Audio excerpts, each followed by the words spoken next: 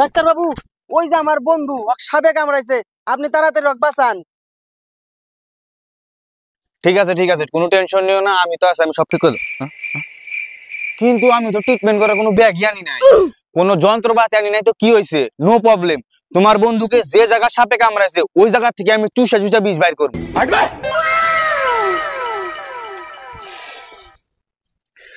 আরে সাপে তোর পায়ে কামড়ায় নাই, কামড়াইছে তোর টুনটুনিতে।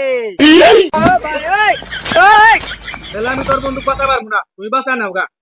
আরে বাঁচাও না, তোমাকে 500 টাকা ধরে দিমুনি, নাও। 500 টাকা বেশি দিবে?